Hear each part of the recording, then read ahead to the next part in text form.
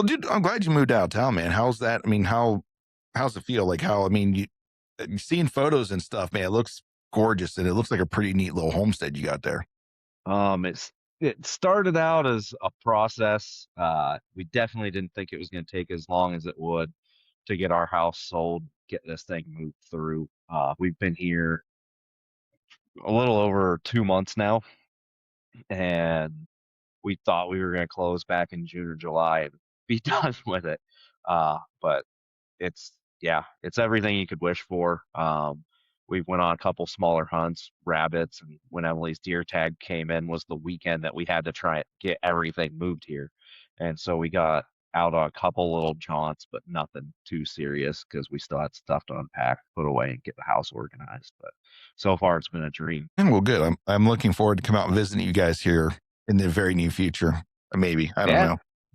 yeah. Hopefully, and you. Great, but If I was gonna say, if you bring the wife, you guys have your own little bungalow to get out of the house and away from judgy dogs. I don't think she minds the judgy dogs. She'll be more than happy to see them.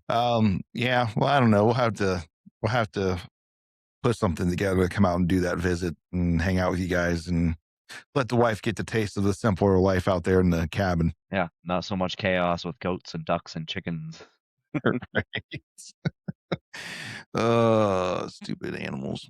Anyways, Maybe chickens out here one day though. I can't imagine they take that much water. So they we're don't still honestly. Yeah, sorry, they don't. no.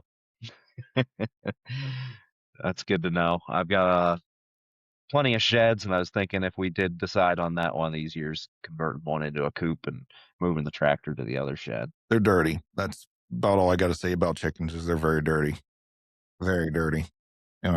So it depends how often you want to clean out their coop, or if you allow them free range, it's not as bad. But if there's days that they're cooped up a bit, they can be pretty dirty, like crap everywhere. So I believe it. other than that, like I mean, they pretty much take care of themselves as long as you keep them fed, keep them watered, and just watch out for predators. The biggest thing we deal with ours is hawks. Well, every now and again, a hawk will take off with one. So Okay.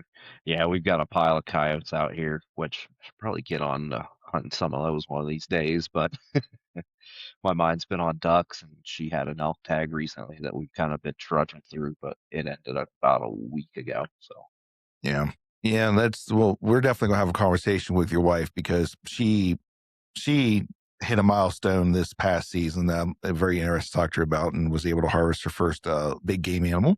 So yeah, looking forward to talking to her about that because I've been with you guys on several hunts, and she's had a lot of close calls and opportunities, and just things just didn't work out in her favor. And finally, everything came together. So happy for her, and I can't wait to talk to her about it. yeah, and not to leave too many breadcrumbs, but this one started out looking like it wasn't going to work in her favor either. But it all came together at the very last, literally last minutes. We were about to turn around, head to the truck, which Yeah, wasn't that far away. which makes the pack out so much easier.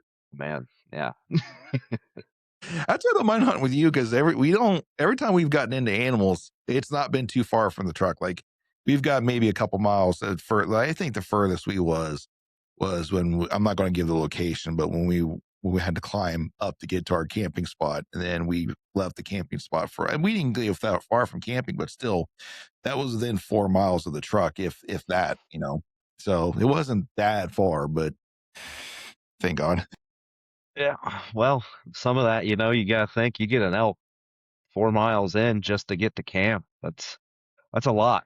I was Yeah. fortunate to be on a hunt this year with a buddy of mine who got his first elk, and we were 2.5 miles from the truck. Thankfully, the pack out was all downhill, but when we went back for the rest, it was another 2.5 in and up, but thankfully light, and we got to haul another 2.5 back down. So, you get that 4 miles in just to camp, you start to realize you're gonna rack the miles up when it comes to getting that critter out. And it's not just regular miles, it's packing heavy miles. And I don't care what there's packs that make it a little bit more comfortable, but it's still heavyweight, it's still taxing. Um, Especially if it's something you don't do on a regular basis or something you're not used to. So I mean, you can do, and I'm sure there's somebody that's going to argue with me and say otherwise, but there's all kinds of prep that you can do whatever program you want to do here, and especially come from Ohio to go to Colorado. I've carried a heavy pack. I've walked miles. I did all that, all those things, to kind of get ready for it, and just going out there, it's a different atmosphere. It's thinner air. It's just, and outside of being a triathlete, I don't know if there's anything else I could have done better to prep for like just that hunt, and it still takes it out of you.